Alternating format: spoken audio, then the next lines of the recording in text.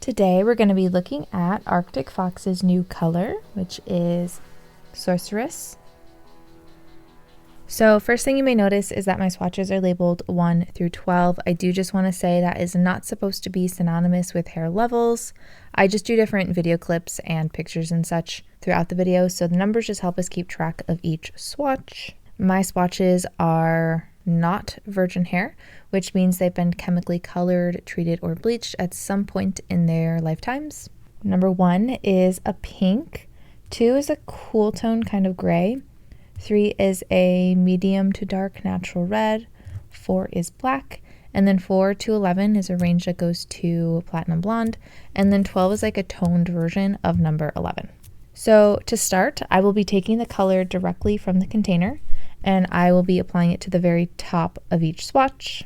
Some people do like to dilute their dyes, so I will do a diluted version at the very bottom of each swatch. Please keep in mind, everyone's hair is different, which means everyone's hair takes color differently. Plus, different screens and monitors can make the color look different, especially undertone. So please just use my video as a reference for how this could possibly turn out for you. And though this is in a new kind of packaging, according to the directions, you can still apply it directly to the hair. You don't need to mix it with anything to get it to work.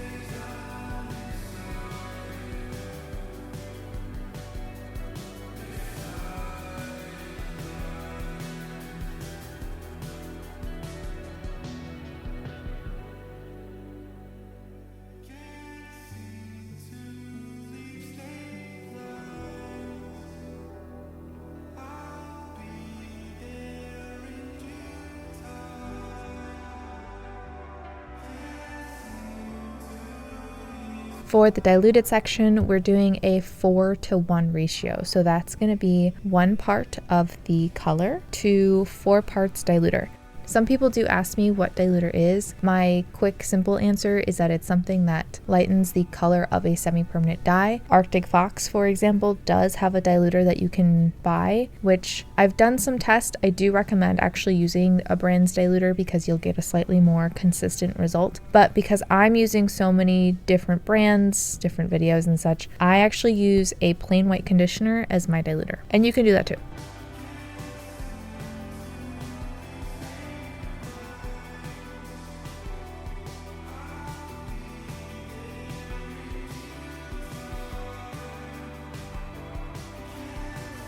All right, I'm gonna let this sit for about an hour. I will then rinse it out, and when it's dry, I'll meet you back here and we can do some comparisons.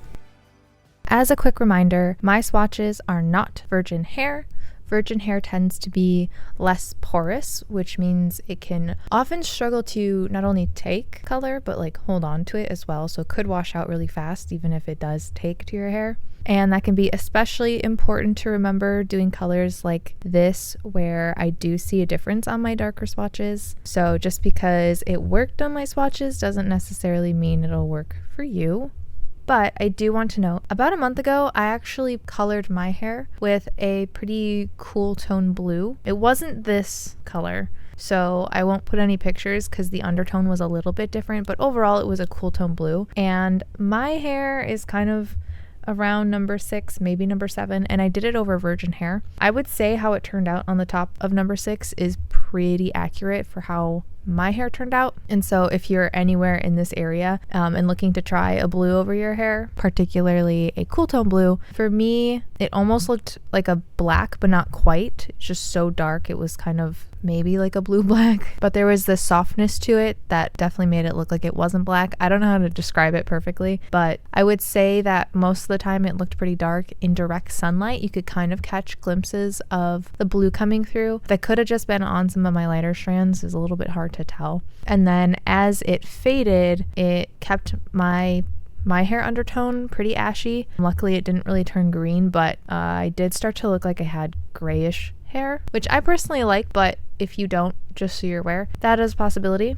I feel like the name for this color was a pretty good one because it's one of those colors that's kind of shifting. Sorceress kind of has a magical vibe to it. This is one of those colors where I think depending on how you view colors personally will affect what you see. So I am personally on team blue, but there are instances where this can look kind of purple. I've especially noticed in more shady lighting, it looks even more cool tone, even more kind of purpley. But again, to me overall, it's kind of blue, but it is so cool tone that you might see purple. So one was our pink swatch. This is probably going to be our most quote unquote cool in terms of it leaning into the purple. Overall, it's pigmented enough to where it's not wildly different on like 1, 2, 10, 11, and 12 on the very direct eye portion.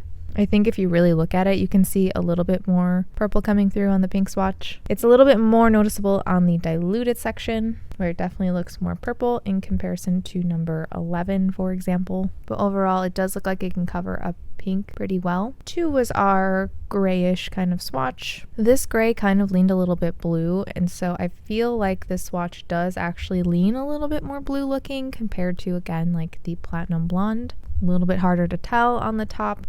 It's a little bit darker, a little less purpley, but overall not wildly different from the platinum blonde. And same kind of goes for the diluted section. I'm gonna lump in 3 with 6 and 7, I guess, maybe just 6, maybe 5. Basically the color on top of like 3 and 6 and 5 darkens it quite a bit, which technically it darkens most of these, but because of the undertone and the color of the hair beforehand, it all looks super dark. Just like how it did on my hair, it's almost black, but not quite there. Like you can see how the black next to it makes it look much, much softer, but this cool tone blue really does add a lot of depth. Now for number 3, over the diluted section, oddly enough, I do feel like it leans a little bit purple. It's definitely darker than it was before, and I can still definitely see some of those reddish undertones coming through a little bit. And I think that's why together with the diluted blue, it looks a little bit purple, but almost like a natural purple could maybe look. Number 4, I do not see a difference. Number 5 is very hard to tell.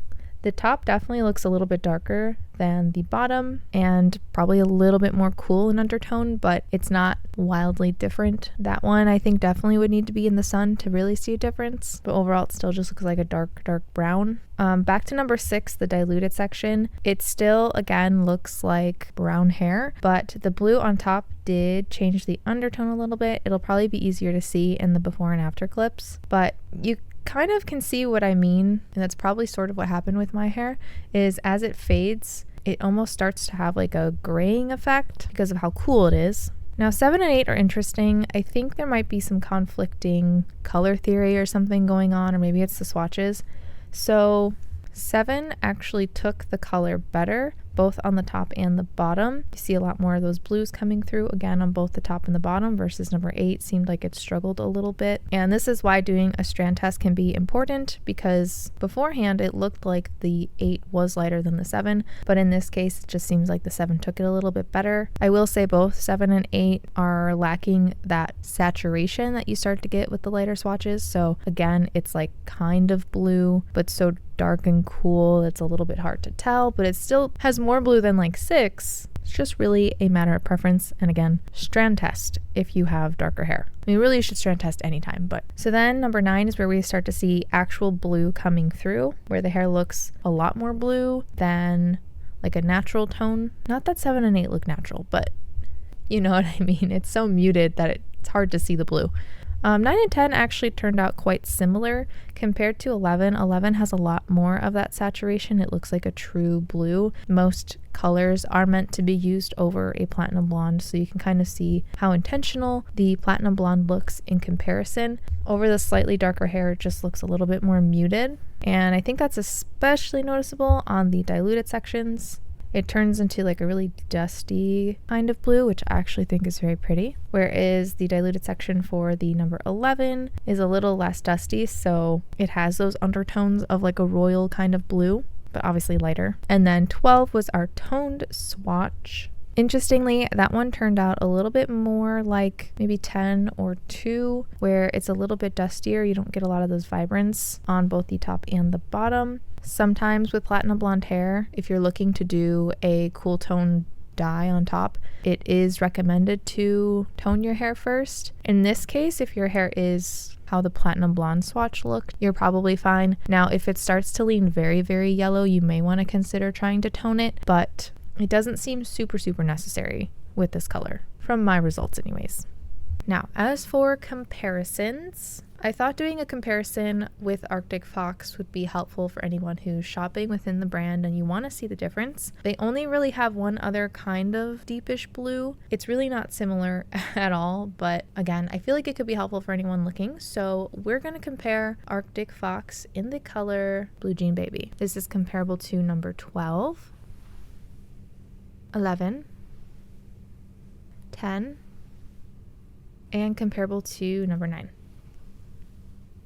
At this rate, I'm starting to think maybe I should have compared Sorceress to a purple instead of a blue. Again, I chose Blue Jean Baby because it's one of the darker blues of their collection. But as far as undertones go, you can see that the Blue Jean Baby is incredibly warm and it's nearly green, especially in comparison to the Sorceress. They have Poseidon, which is a little bit less warm in comparison, so less green, but compared to this, it would still definitely be warmer, and it's much lighter. And then as for purples, they have Purple AF, which is not a super cool toned purple. It's not super warm either. It's kind of right there in the middle. But again, compared to this, it'd probably look really warm. So Sorceress was a pretty good addition to the collection and pretty unique. Now, as far as similar colors go in other collections, ironically, the two that are the most similar are labeled as purple. Maybe there's somebody out there watching this right now thinking that Sorceress is purple. One of those is Good Die Young in the color People Eater. And I considered comparing that, but I did hear from you guys that they supposedly changed the formula of that, so until I redo that, I don't want to compare that. Luckily, I do have a different one though that's actually quite similar, and that is Iroiro in the color Violet. This is comparable to number 12, 11, 10, and comparable to number 9. Ironically, the Sorceress, I think, looks even more purple in comparison to the Violet. And it makes me wonder if Iroiro is going to change the formula for Violet as well. But hopefully you can see now what I mean by the naming of this being perfect, because it kind of shifts. It's like purpley and blue. Anyways, something I've noticed about a good majority, not all, but a good majority of the Arctic Fox dyes is that they tend to lean a little bit dusty, just a tiny bit, which can sometimes affect how it takes onto people's hair. I can say just by looking at this that the Iroiro is probably more pigmented, so if you're struggling to find colors that stick to your hair, the Iroiro might be a better option, but that doesn't mean that the Sorceress is not pigmented. It wouldn't have taken on the darker swatches if it wasn't pigmented at all. But even on the bottom, you can see on the diluted section, there's that little bit of dustiness in comparison. It really just depends on how your hair takes color. As far as colors go, the Violet does seem to be a little bit deeper and a little bit more blue, ironically, making the Sorceress look a little bit more purple in comparison. I think I'm still team blue though. When I get around to redoing People Eater, if it looks anything like this, I will definitely compare them. But now I'd like to get into the comparisons, or the before and afters. So anything beyond this point in the video is all going to be done in natural lighting.